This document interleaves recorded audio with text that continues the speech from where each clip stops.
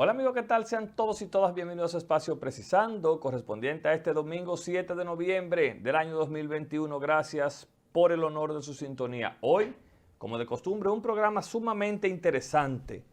Vamos a analizar las medidas, los anuncios y la posición del gobierno dominicano en la persona del presidente Luis Abinader ante la coyuntura que se vive en esta oportunidad frente al vecino país de Haití.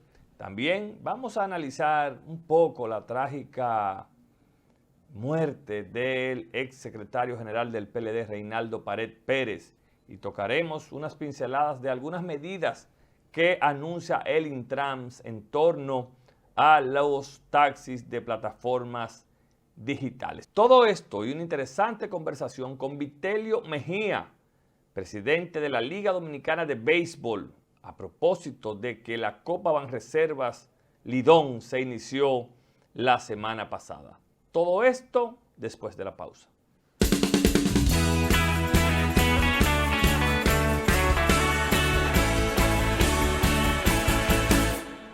Gracias amigos por continuar con nosotros. Miren, voy a pedir excusas, porque ustedes saben que muchas veces los hombres cuando nos estamos rasurando rápido, miren lo que sucede. Y así estamos, pero lo importante es estar con ustedes este domingo. Miren,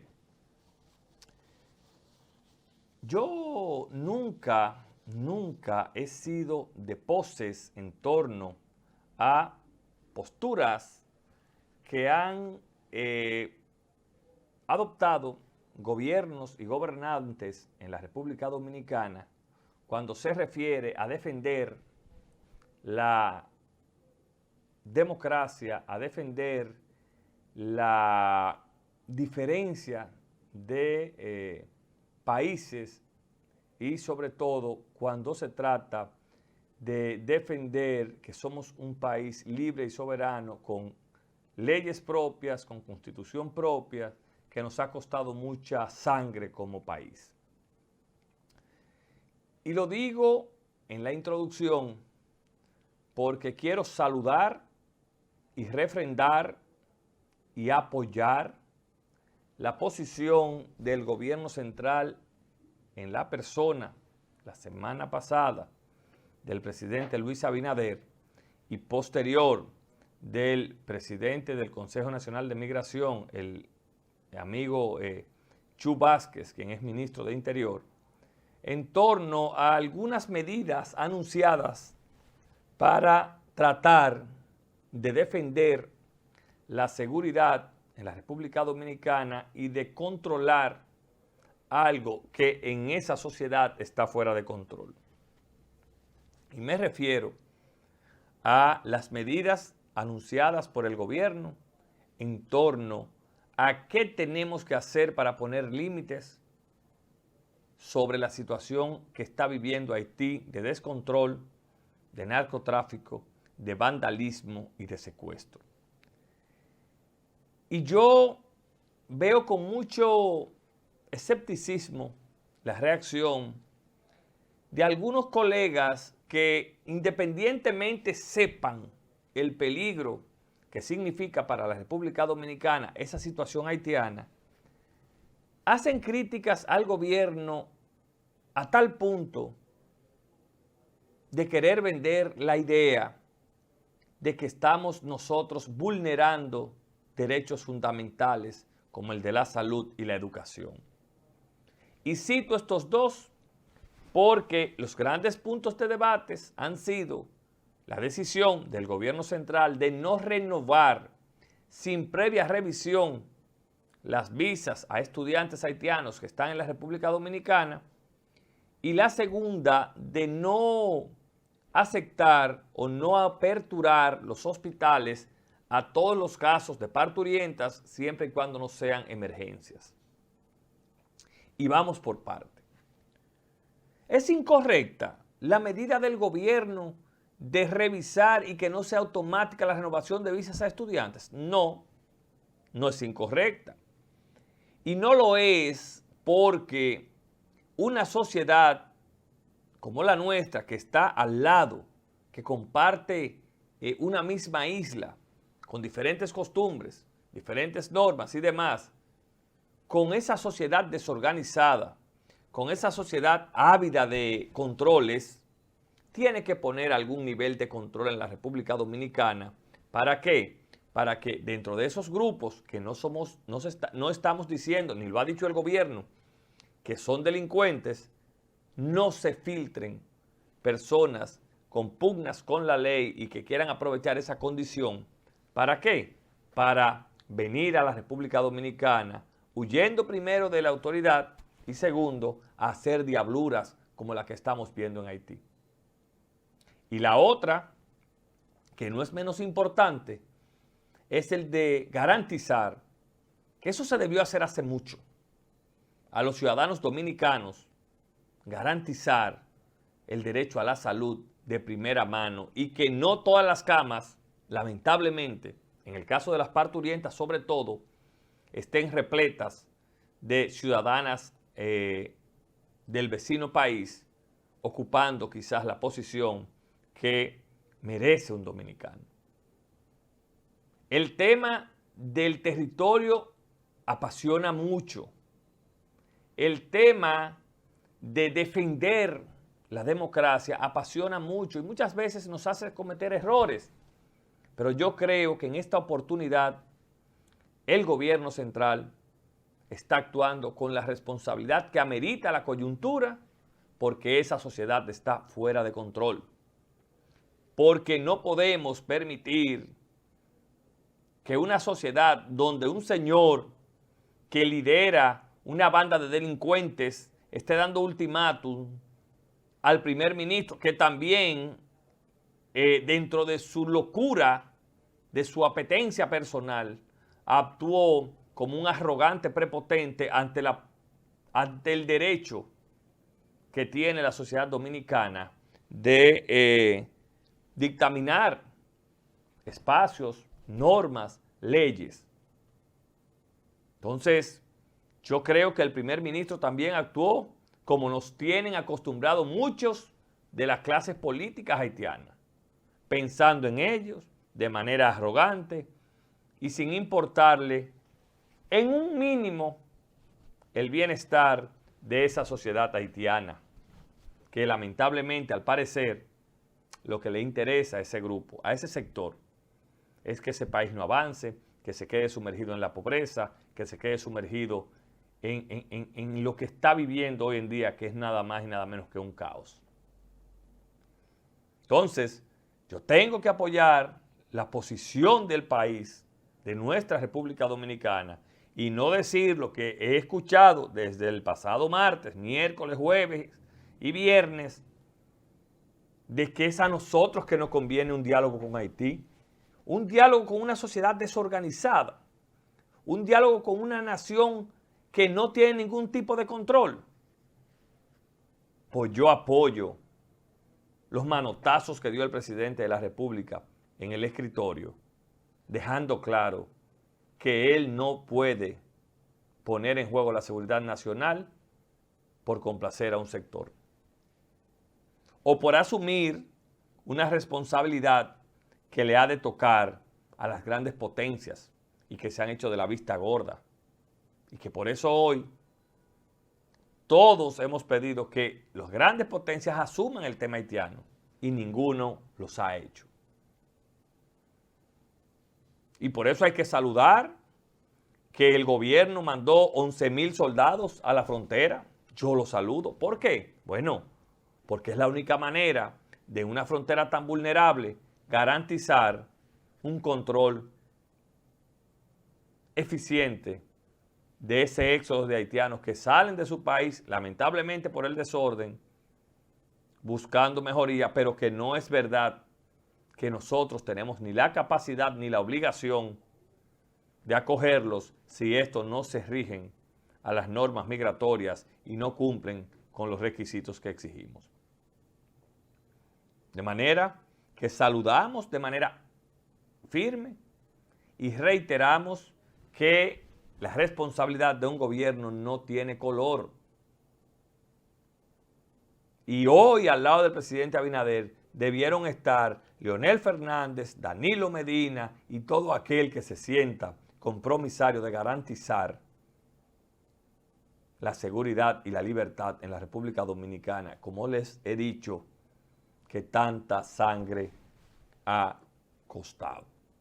Vamos a ver, pero sin dudas vemos una decisión firme del gobierno en torno a este caso. Miren, yo no había tocado el tema porque estaba en cuestiones de labores fuera del país. Pero es penoso cuando una sociedad, independientemente de que usted sea PLDista, PRMista, de la Fuerza del Pueblo, reformista, PRDista, cuando una sociedad pierde a políticos que han tenido una prolongada o un prolongado ejercicio de Estado y que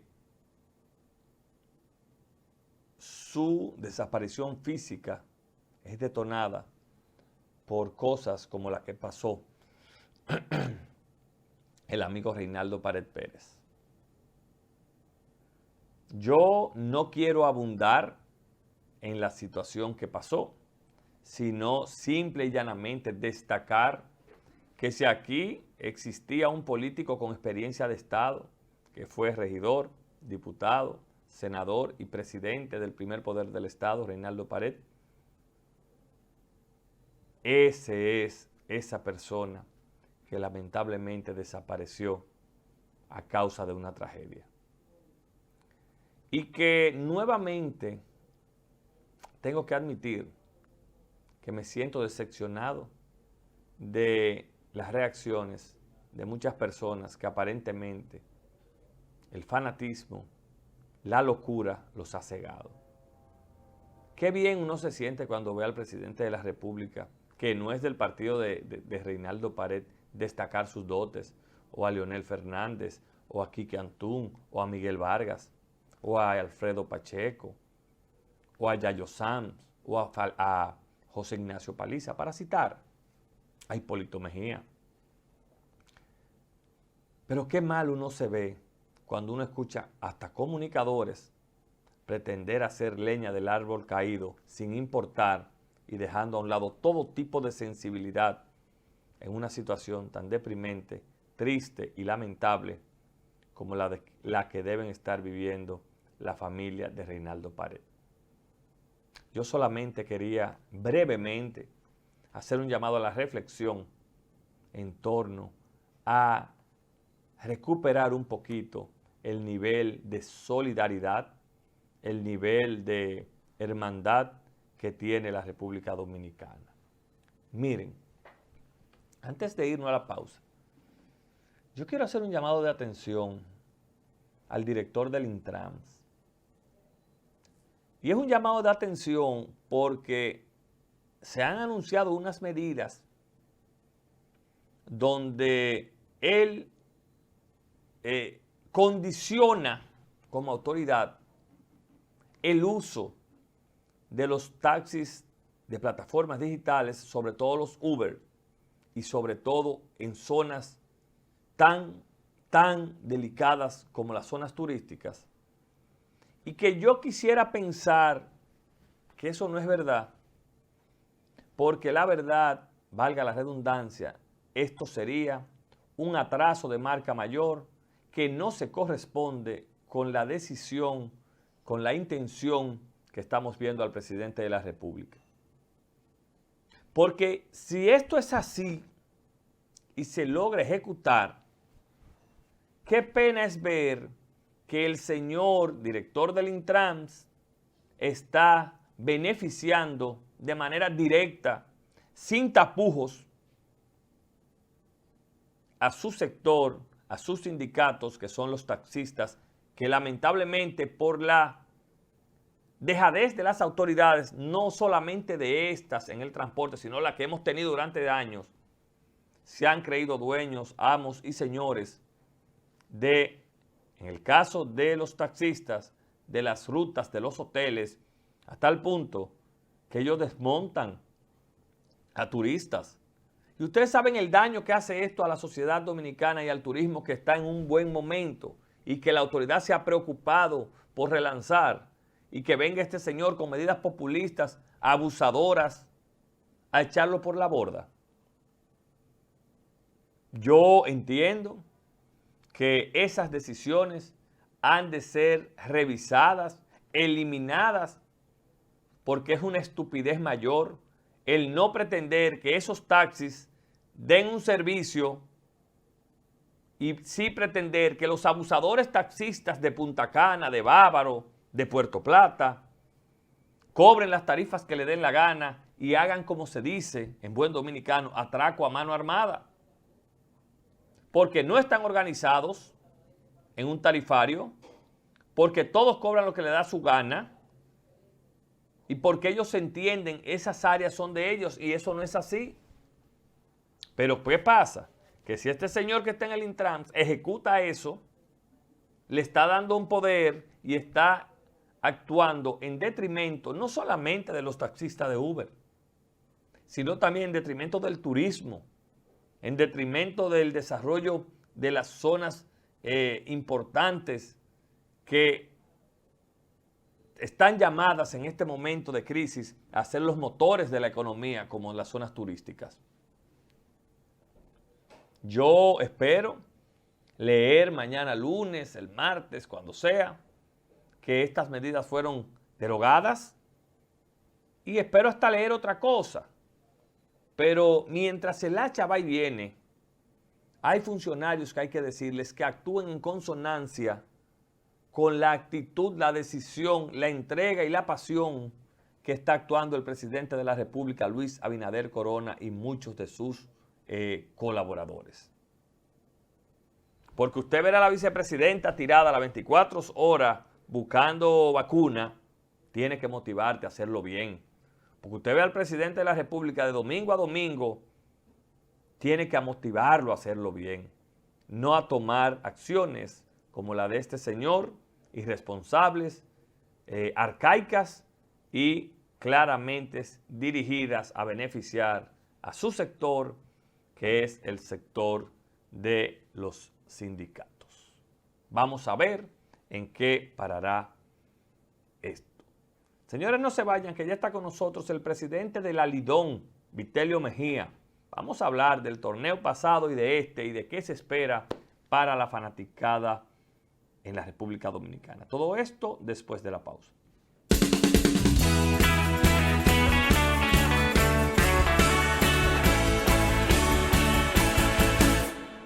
Como habíamos anunciado, nos acompaña don Vitelio Mejía. Él es el presidente de la Lidón, quien tiene a su cargo el torneo de béisbol invernal de la República Dominicana. Don Vitelio, buenas noches, gracias por estar con nosotros.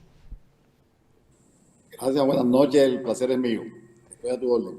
Don Vitelio, sabemos que usted tiene muchas cosas, sobre todo cuando está empezando el torneo, pero yo creo que la gente necesita saber cómo logró usted y su equipo el año pasado salir a flote en torno a llevar el entretenimiento a cada casa en la República Dominicana. Yo pienso que no te voy a pecar de inmodesto en mi nombre ni en el nombre de los directivos ejecutivos de la liga y los dueños de equipo y el equipo de trabajo de la liga. Fue un torneo exitoso, empezando porque pudimos sortear la crisis, ¿verdad?, mayúscula que generó la pandemia en ese momento, pero esos éxitos vienen con el tamaño del empeño, directamente proporcional al empeño, y el empeño viene dado por el nivel de compromiso. Nosotros, con el compromiso que teníamos con la fanaticada de béisbol, que ha apoyado este deporte durante los últimos 100 años, decidimos que había que jugar, que el no jugar no era una opción, y se hizo el mayor de los empeños, y con la gracia de Dios salimos bien. Hubo un torneo muy competitivo, no hubo gente en los estadios lamentablemente, pero un gran rating televisivo y un torneo para la historia. Y ahora estamos reeditando un empeño igual de importante, un gran apoyo de la fanaticada y una gran colaboración de las autoridades del Ministerio de Salud Pública y Gabinete de Salud para poder mantener este torneo como va hasta ahora, que pinta ser un torneo mucho mejor que del año pasado, aunque te garantizo que no será mejor que el del año que viene. Don Vitelio, ¿en qué se basó ese plan que usted trazó junto a su equipo el año pasado? ¿Cómo lograr que donde no hay público, donde obligatoriamente vamos a ver los juegos por televisión, se fuera no económicamente exitoso, sino que se saliera sin trauma en ese aspecto de la pelota dominicana? Mira, es una buena pregunta porque es un tema sencillo de explicar, pero también ha habido mucha confusión. La gente entiende que el año pasado se jugó béisbol profesional de invierno porque el gobierno, el Banco de Reserva o el gobierno a través del Banco de Reserva donó una cantidad de dinero o prestó una cantidad de dinero. Ese no fue el negocio. Lo que los equipos decidieron asumir fue el compromiso de contratar con un patrocinador importante, que es el Banco de Reservas, una publicidad prepagada. Entonces, te lo voy a llevar a términos sencillos, ¿verdad? Para que lo entendamos. La liga y los equipos asumieron una publicidad prepagada por 7 años. Con ese presupuesto se montó el torneo. Situación financiera ahora los equipos tienen que pasarse los próximos 7 años pagando una publicidad que ya gastaron. Entonces, eso te lleva a una conclusión sencilla, aunque parecería un juego de palabras, y es que el año difícil económicamente no fue el año anterior, porque el dinero estaba para montar el torneo. Las dificultades vienen ahora en este y los próximos 6 años, donde los equipos van a tener que sacar una parte importante de la publicidad que venden para entregarla a un patrocinador que ya la pagó. Entonces, yo te diría que el año pasado estábamos mejor que este, porque no teníamos ese compromiso. Pero aún así, por el mismo esfuerzo que se hizo el año pasado, el patrocinio ha respondido, las marcas han vuelto a la pelota y el torneo va bien y yo pienso que si no, digamos que va a ser un torneo de mucho beneficio, pero los equipos van a poder salir a flote este año. Don Vitelio, ¿se tiene la idea de que la pelota solamente venden 2 equipos, 3 equipos? ¿Cuál es la realidad? ¿Cómo ustedes sacan ese balance para que los equipos vayan en igualdad de condiciones en ese aspecto? Bueno, mira, en los últimos 6 años, a excepción del año pasado, se llenó un ciclo y volvió a repetir el equipo de la Águila Cibaeña. Teníamos un campeón diferente por cada año. Es verdad. Lo que quiere decir que la pelota se ha vuelto competitiva por efecto del draft y del esfuerzo que hacen estos nuevos departamentos de operaciones con su gerente a la cabeza, que son todos muchachos jóvenes, una gerencia más agresiva, más dinámica. Entonces los equipos han llegado a tener un nivel de competitividad que ya no hay equipo pequeño. Aquí cualquier equipo puede ser campeón, cualquier equipo le puede ganar a cualquier equipo. Y eso quiere decir que hay un equilibrio a nivel deportivo. Y eso te da también un equilibrio a nivel comercial, porque ya la gente sabe que cualquier equipo es bueno para anunciarse. Y ahora, ¿dónde queremos llegar? Que quizá es tu mayor interés. Nosotros hemos hecho algunos experimentos. Queremos llegar a generar una comercialización conjunta de los equipos a través del Lidón y que los equipos al final reciban, aquí todo el mundo sabe el tamaño del mercado de cada quien. Claro. Entonces, poder hacer una comercialización conjunta y que después los equipos se van a dividir, como ellos saben que tienen una participación del mercado.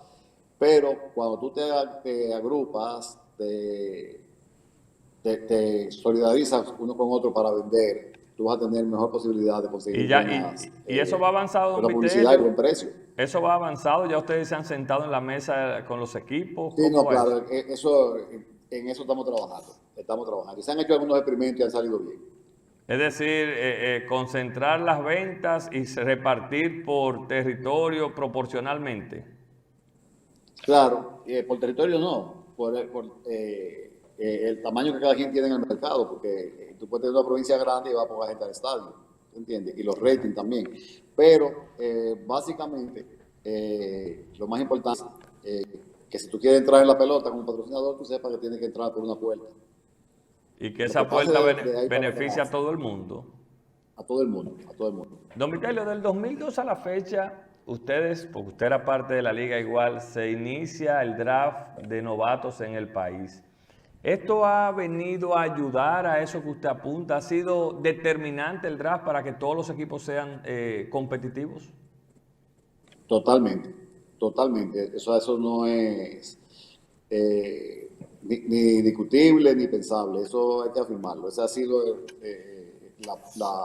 pie de amigo, la piedra angular de ese equilibrio deportivo competitivo de que te he hablado. O sea, los jugadores entran por sorteo, van a fortalecer siempre las primeras escogencias los equipos que quedaron en los últimos lugares. Eso ha sido como la fórmula mágica para tener un torneo equilibrado. Yo pienso que lo que sí tenemos que ir pensando, y es un proyecto que tenemos nosotros, es que tenemos una gran cantera de peloteros más de los que pudiera asimilar el conjunto de los equipos locales de invierno, y entonces por eso es la Liga de Verano. Y por eso también, en el acuerdo con FENAPEPRO, la Federación de Peloteros, un jugador que en 2 años consecutivos, estando inscrito en el draft, no ha sido escogido, automáticamente pasa a ser un agente libre y puede firmar con cualquier equipo. Don Vitelio, usted tiene como proyecto, y lo acaba de mencionar, una especie de liga de verano, como otros países, como México, que se juega todo el año. ¿En qué va ese proyecto? ¿Se ha logrado avanzar? Sí, ese proyecto debió haber comenzado el año fatídico, ¿verdad?, del cierre por la pandemia, como un piloto. Después debió haber empezado este año como ese piloto, para estar ya maduro para el año que viene. Pero todavía tenemos la secuela de la pandemia, no fue posible, por múltiples razones, implementarlo, pero para el año que viene vamos a empezar gradualmente. La idea es, tenemos un acuerdo para un acuerdo de colaboración y de participación conjunta con la federación, con FEDOBE.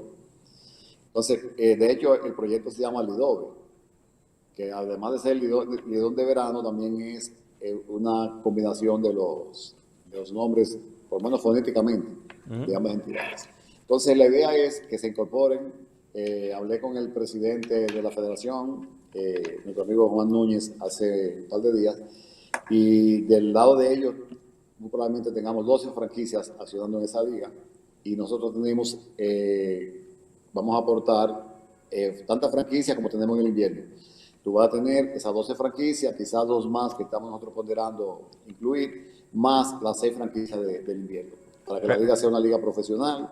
Va a permitir desarrollo de peloteros, desarrollo de técnicos, desarrollo de umpires, desarrollo de anotadores. Y es una liga que se van a sentido de poder pertenencia ganar con los peloteros de esa liga. sus pesos extras, esos peloteros que no están haciendo nada en el invierno, don Vitelio. ¿Se podría ver también por ahí como una oportunidad de trabajo?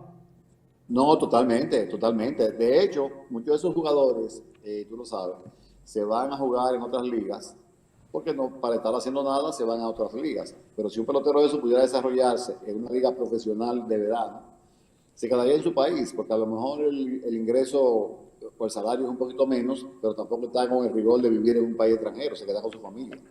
Entonces yo pienso que todo eso apunta a que el proyecto de liga de verano es algo que ya no se puede postergar más del año pasado, del año que viene. Y la pregunta se cae de la mata. ¿Económicamente aguanta el país, la Lidón, los promotores, jugar pelota todo el año, don Vitelio? ¿Ustedes han hecho esos estudios? Sí, eso se ha analizado. Fíjate, tú no vas a tener en una liga de verano de entrada los grandes patrocinios que tú ves en la pelota de invierno. Tampoco tú vas a tener los grandes gastos que tiene la pelota de invierno. Pero a nivel regional, para empezar, cada franquicia de esas tiene que tener un estudio de factibilidad y de sostenibilidad. Y eso ya se ha hecho. Y entonces tú vas a tener mucho patrocinio local, mucho apoyo local.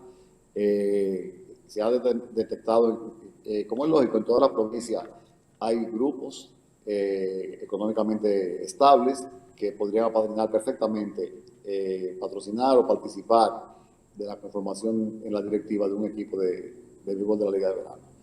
En algunos casos se pudieran dar combinaciones. Hay provincias, por ejemplo, donde el equipo que juega de Liga de Verano del Cibao y el equipo que juega de invierno tienen una relación prácticamente indisoluble, entonces a lo mejor hay una sola franquicia de manera combinada. Pero está estudiado de manera paulatina, pero esa liga en la vuelta de un torneo o dos puede ser autosuficiente. Para no perder el hilo ahí, y me pone aquí mi padre una pregunta, él es un fanático del béisbol, don Vitelio, y me dice que en qué va la expansión del béisbol de Lidón, es decir, hablando de familias y de provincias, sabemos que hay provincias como Baní, como Peravia, perdón, como Puerto Plata, que siempre han tenido la intención de entrar al béisbol de invierno en la República Dominicana. ¿Llegará ese momento? ¿Está en carpeta? Sí, esa es una aspiración que no solamente es de esas provincias, sino también de la liga. Ningún negocio está llamado a estar estático, a mantenerse en inercia. Y nosotros hemos estado abiertos, yo te puedo decir, desde mi llegada a la presidencia de la liga, porque no manejaba la política antes, la política de la liga. Pero la situación es la siguiente. La liga es una entidad privada que la componen 6 socios y un presidente que es un mandatario de ellos, que los organiza, más o menos los representa y incluso los disciplina de vez en cuando. Entonces, esas 6 franquicias, esos 6 socios, están sentados en una mesa. El que viene a esa mesa o el que venga a esa mesa con un proyecto viable, sostenible en el tiempo y que evidencie que no va a ser una carga para la liga y que va a hacer crecer el negocio, está autorizado de antes de llegar. O sea, no es que hay una política cerrada de la liga.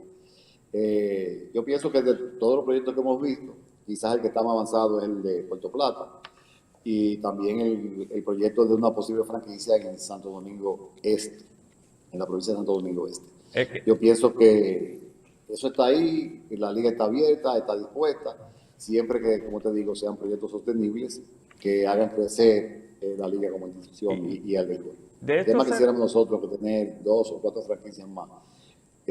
Como te decía al principio, o te decía hace un rato, con tantos peloteros que tenemos.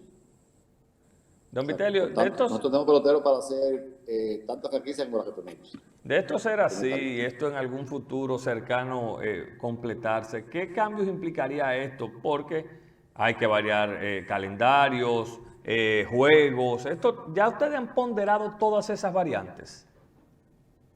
Sí, de manera informal, tú sabes, porque tú no puedes tomar decisiones, ni determinaciones, ni reglamentaciones sin tener la realidad en la mano.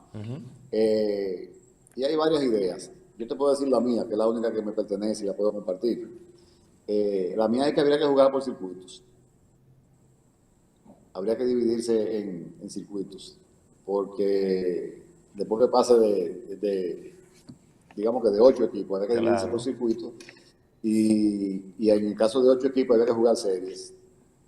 O sea, porque, por ejemplo, Romana y Puerto Plata quedan a bastante distancia, con todas las 2 carreteras que tienen, una que está y Bueno. la otra que van a hacer. Entonces yo pienso que habría que jugar por circuito en última instancia y al principio por series. Que cuando un equipo viaja a un sitio, juega una serie y cuando ese lo visite, juega la otra serie. Don Vitelio, para entrar ya en materia con el torneo y los retos actuales, finalmente mucha gente ha cuestionado el draft de nativos después que los equipos quedan descartados. ¿Con qué intención ustedes hicieron ese draft de nativos e importados, don Vitelio? Bueno, esto es sencillo. Y yo la verdad que no veo la lógica de no ver lo bueno de esa decisión o de ese procedimiento. Mira, cuando se llega a ese momento, la historia antes de los sorteos era que los equipos salían a buscar, tú llegas en ese momento con peloteros enfermos, peloteros lesionados, peloteros parados, entonces tú tienes que reforzarte para esa segunda etapa. ¿Qué pasaba? Que entonces había que ir a buscar peloteros extranjeros de menos calidad, de menos rendimiento, más caros, y tú dejabas una fuerza laboral local en su casa porque había jugado con otro equipo. Nosotros tenemos la clase de los peloteros, nosotros tenemos peloteros íntegros, son peloteros profesionales. Un pelotero termina hoy y mañana empieza a reforzar otro equipo y juega como tiene que jugar. Y luego van a la Serie del Caribe de cualquiera de los equipos y juegan como tienen que Pero, jugar. O sea, pero, son profesionales. pero Pero tú no también, puedes penalizar a un pelotero dominicano para traer un jugador de otra liga, para empezar, de un equipo también descartado, y un jugador que a lo mejor acciona en el mismo equipo organizado, en el jugador organizado que es el dominicano, y no puede cargarle el guante y la pelota. Pero Porque también, el dominicano sentado y ese jugando. don Vitelio, Entonces, pero la idea es también, facilitar que el pelotero dominicano siga trabajando, siga laboralmente ocupado. Y yo te voy a decir algo, es una opinión muy personal, la he discutido muchas veces con los expertos en mercadología de la liga y de los equipos. Yo pienso que más que eso también es un pretexto para que un fanático del equipo A le dé seguimiento después, en una etapa que su equipo está eliminado. Yo lo he vivido eso. Se entusiasman, le dan seguimiento y dicen que están siguiendo el pelotero. No, yo voy por el pelotero. Pero está siguiendo la pelota. ¿No? O sea, pero yo don pienso Vitelio, que esto y el draft son de buenas decisiones. y en el caso de, porque como usted dice son profesionales, pero también aquí hay muchos peloteros que son fanáticos de sus equipos. Y se han dado casos de peloteros que son elegidos por un equipo y después dicen que no van a jugar. ¿Ya eso se ha controlado o hay medidas a tomar en eso? Sí, eso ocurrió básicamente en un caso, todo el mundo recuerda. Exacto. Eso está reglamentado en la liga ya. Qué bueno. Y eso son cosas emotivas que en todas las actividades humanas hay esos tratos esas cosas de excepcionalidad. Pero después de eso tú te has fijado que los jugadores pasan a otro equipo y juegan con la misma capacidad de entrega, porque al final son profesionales. Y después pasan a la Serie Caribe y los resultados están ahí. Nosotros tenemos ya 3 Series de Caribe haciendo lo que tenemos que hacer. Don Vitelio, ustedes montaron este torneo en medio de una incertidumbre, porque este torneo no se montó ayer, este torneo se venía planificando. ¿Qué ponderaron Claro. ustedes? ¿Cuáles retos vieron? ¿Cuáles desafíos de cara al torneo que se está desarrollando ahora mismo en la República Dominicana? También mucho trabajo, pero era fácil de seguir el propósito, el derrotero, el camino, porque el problema es el mismo. El enemigo a enfrentar es la pandemia, bueno, la epidemia, como usted ahora, como se le está llamando ahora, pero el problema del COVID ese es el enemigo. Y todas las dificultades derivan de ahí. Lo demás es la rutina de siempre, las cosas que siempre se manejan.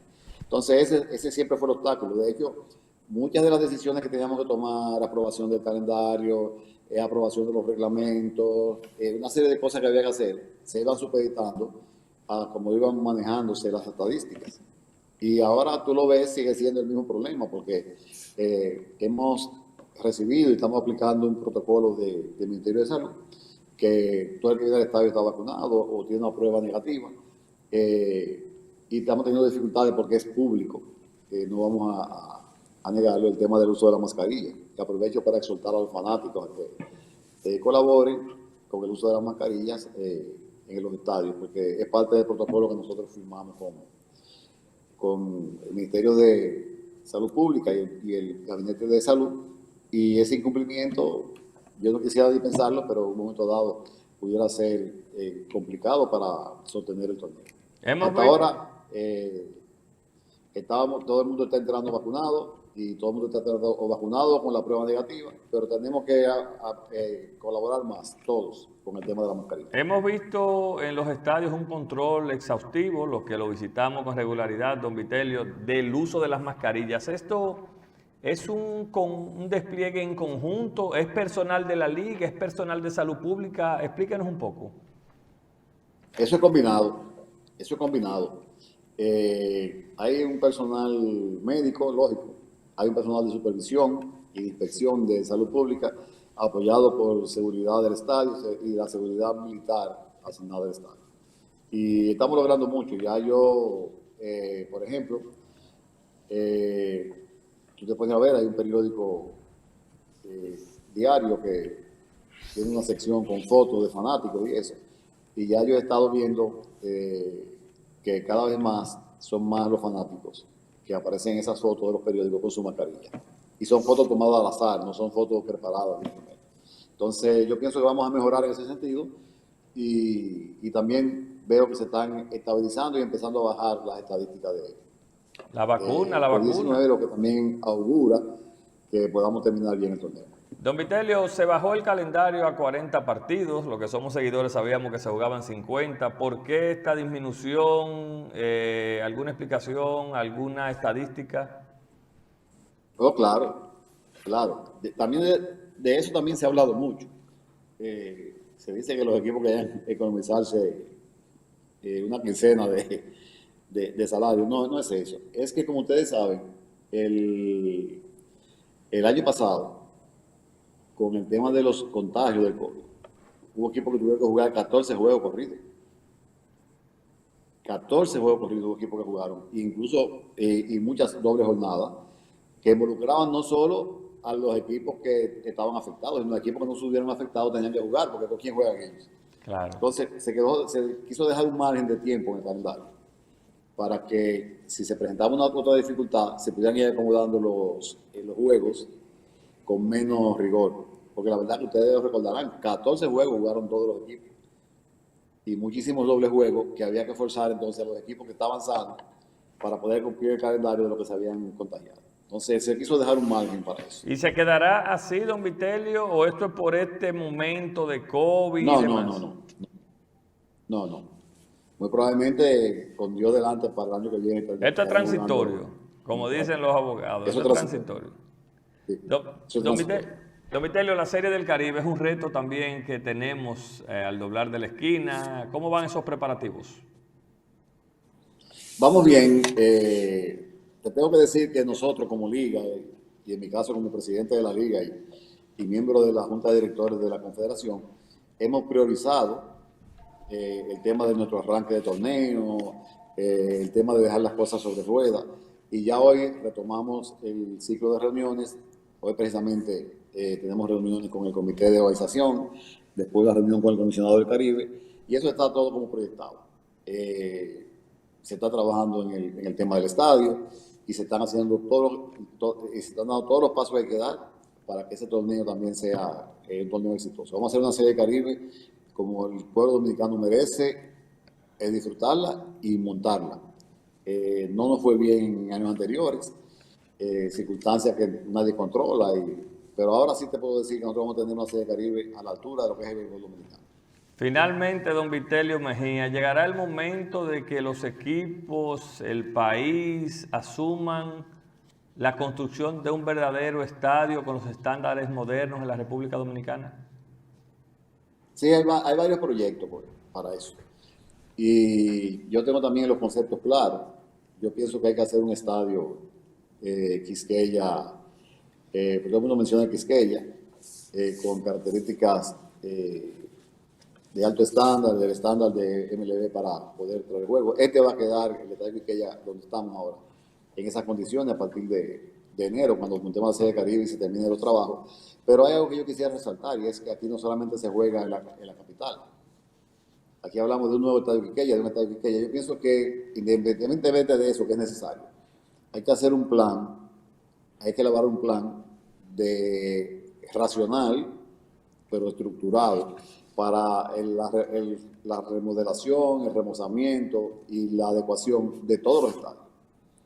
Porque el mismo derecho tiene el fanático de La Romana, de San Pedro de Macorís, el fanático de San Francisco, el fanático de Santiago. Entonces yo pienso que ese como debe ser la meta. Y buscar combinaciones entre el sector privado que está en los equipos, que acciona en los estadios, y el sector estatal, para que esos derechos puedan ser registrados. O sea, yo he hablado en el pasado o de un fideicomiso o de una concesión. El hecho es que el sector privado puede tener un derecho registrado sobre el uso del estadio que le permita a su vez gestionar recursos. Porque ahora mismo cualquier equipo que quiera invertir dinero en el estadio, lo invierten todos los equipos del interior. Y el mismo patronato de Quisqueya, donde está el Licey escogido, deben tener ahora en su contabilidad, que en los últimos 3 años, 60 millones de pesos que han invertido en el estadio. Y entonces eso tiene que salir del patrimonio o del flujo de caja de esos equipos, porque no pueden tener una facilidad de crédito, porque el estadio no les pertenece ni tiene un derecho registrable. Entonces, el usufructo, que es un derecho de membrado del derecho de propiedad, pudiera permitirle a los equipos acceder a fondos para mantener los estadios sin que tenga el Estado que aportar esos fondos. Bueno, don Vitelio, gracias por su tiempo este domingo y le auguramos éxitos en este torneo de béisbol invernal. Gracias por haber compartido con nosotros. No, al contrario, es un honor y siempre estaré dispuesto para ustedes. Don Vitelio Mejía fue nuestro invitado central de este domingo en Precisando. Ustedes no se vayan, ya volvemos con la parte complementaria.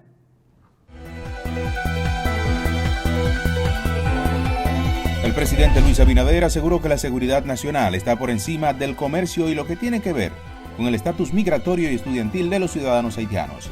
El jefe de Estado dijo que el gobierno tiene que proteger al país y chequear a todo el que ingrese a territorio dominicano a fin de que no entren bandas y otros sectores camuflados al referirse a la suspensión automática de las visas a los estudiantes haitianos que quieren venir al país. El gobierno dominicano, vía el Ministerio de Medio Ambiente y Recursos Naturales, firmó la iniciativa Acción sobre los Bosques y el uso de la tierra para revertir la pérdida de floresta frente al año 2030. Esta iniciativa está respaldada por más de 100 líderes mundiales reunidos en la 26ª Conferencia de las Naciones Unidas sobre el Cambio Climático desarrollada en Reino Unido. El Ministerio de Agricultura informó que la peste porcina africana, que obligó a sacrificar miles de esos animales en el país este año, está controlada, garantizando de ese modo la cantidad necesaria de carne de cerdo para enfrentar la demanda que se avecina por Navidad y fin de año. Desde que fue detectado el virus del PPA en el país, el gobierno ha pagado más de 530 millones de pesos a más de 3.000 porcicultores cuyos animales fueron sacrificados, según datos de Agricultura.